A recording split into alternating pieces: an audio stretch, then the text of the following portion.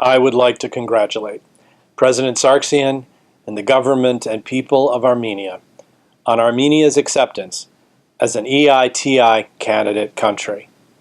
This is a significant milestone, and it should be a source of great pride for Armenians.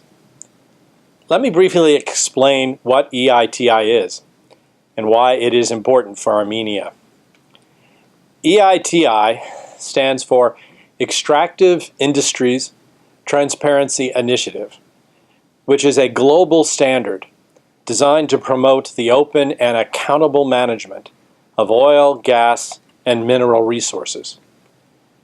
Joining EITI means that a government is pledging that the profits from mineral development go to the benefit of the country's entire population, not the pockets of government officials and others.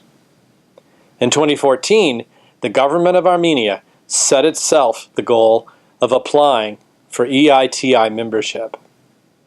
This was a significant pledge, given the importance of the mining sector to the Armenian economy. On July 28, 2015, at the inaugural session of the Armenian government's Anti-Corruption Council, the government formally announced Armenia's intention to join EITI, and Mr. David Haratunian, Chief of Staff of the Prime Minister, was appointed to lead the EITI nomination and implementation process. The government, under Mr. Haratunian's guidance, and with, I'm proud to say, the support of USAID, has worked hard on its candidacy package, forming a working group with representatives from mining companies, from civil society, and from international partners. The government formally submitted its membership application to the board of the EITI on December 28, 2016.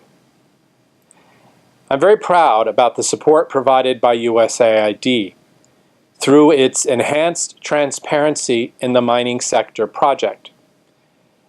This project helped the procurement of technical expertise to advise the government on the implementation of EITI, help the government follow international best practices, launch working group discussions, and to create an initial work plan, as well as advised on future steps.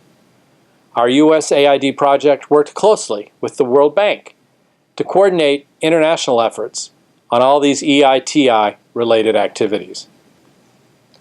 Armenia's candidacy acceptance during EITI's March 8th through 9th board meeting in Bogota, Colombia, marks the culmination of this long process, and now the next phase of work begins.